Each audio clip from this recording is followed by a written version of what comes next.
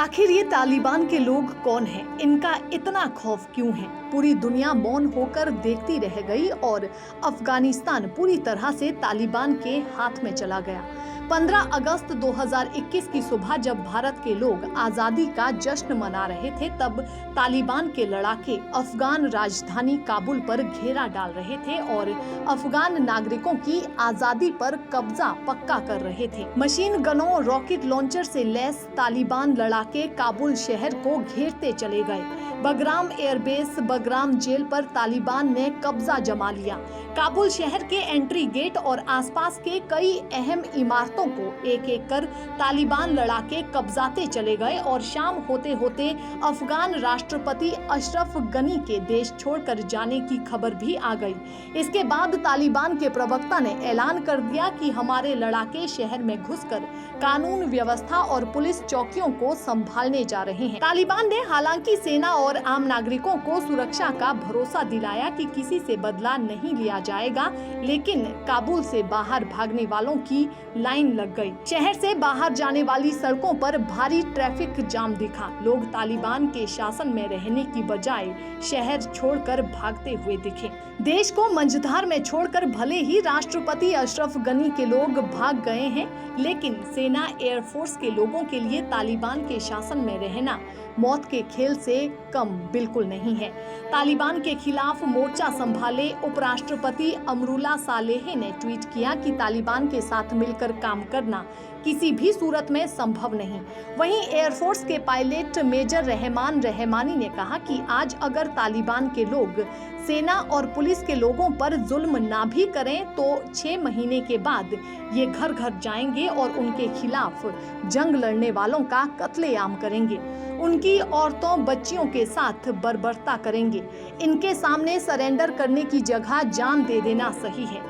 अफगान की महिला film maker सहारा creamy का एक वीडियो सोशल मीडिया पर लाइव हुआ, जिसमें वो तालिबान की एंट्री के बाद काबुल छोड़कर जाती दिखी और दुनिया से अफगान लोगों को बचाने की गुहार लगाती दिखी। इतिहास शायद ही किसी मुल्क की किस्मत में इतने अजीबोगरीब तरीके से वक्त के पन्ने पलटता हो जितना अफगानिस्तान की पहाड़ी पथरीली जमीन ने देखी है।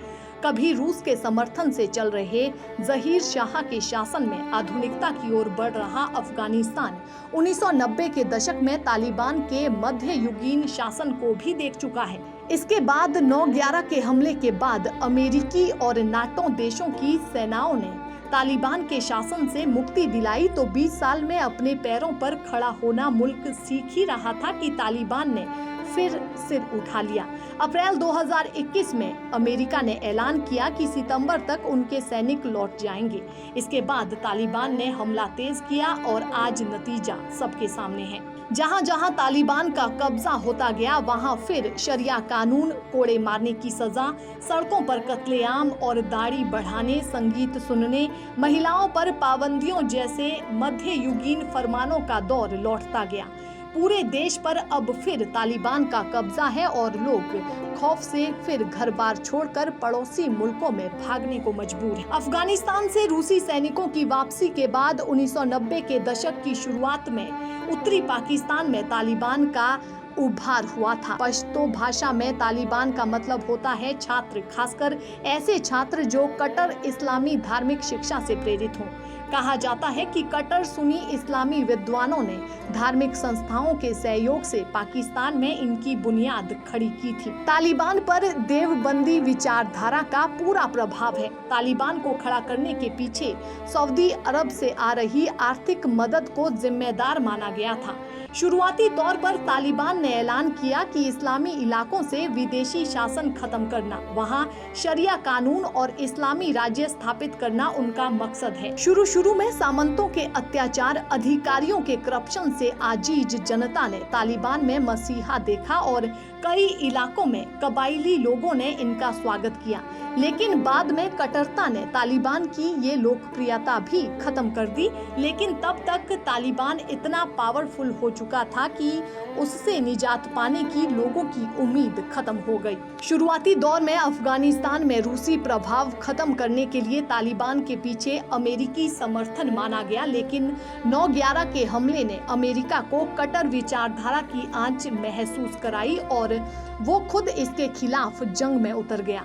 लेकिन काबुल, कंधार जैसे बड़े शहरों के बाद पहाड़ी और कबायली इलाकों से तालिबान को खत्म करने में अमेरिकी और मित्र देशों की सेनाओं को पिछले 20 साल में भी सफलता नहीं मिली। खासकर पाकिस्तान से सटे इलाकों में तालिबान को पाकिस्तानी समर्थन ने जिंदा रखा और आज अमेरिकी सैनिकों की वापसी के साथ ही तालिबान ने फिर सिर उठा लिया और तेजी से पूरे अफगानिस्तान पर कब्जा जमा लिया। तालिबान कट्टर धार्मिक विचारों से प्रेरित कबायली लड़ाकों का संगठन है। इसके अधिकांश लड़ाके और कमांडर पाकिस्तान, अफगानिस्तान के सीमा इलाकों में स्थित कट्टर धार्मिक संगठनों में पढ़े लोग, मौलवी और कबायली गुटों के चीफ हैं। घोषित रूप से इनका एक ही मकसद है, पश्चिमी देशों का शासन से प्रभाव खत्म करना, साथ ही देश में इस्लामी शरिया कानून की स्थापना करना। तालिबान के कब्जे के साथ ही काबुल में अफरा तफरी मच गई है। लोग शहर छोड़कर भाग रहे हैं। 20 साल बाद सत्ता में लौटे तालिबान को लेकर लोगों में खौफ क्यों है, ये जानने के लिए 23 साल पीछे चलना होगा। 1998 में जब तालिबान ने अफगानिस्तान की राजधानी काबुल पर कब्जा कर देश पर शासन शुरू किया तो कई फरमान जारी किए। पूरे देश में शरिया कानून लागू कर दिया गया और ना मानने वालों को सरेआम सजा देना शुरू किया। विरोधी लोगों को चौराहों पर लटकाया जाने लगा। हत्या और यौन अपराधों से जुड़े मामलों में आरोपियों की सड़क पर हत्या की जाने लगी। चोरी करने के आरोप में पकड़े गए लोगों के शरीर के अंग काटना, लोगों को कोड़े मारने जैसे नजारे सड़कों पर आम हो गए।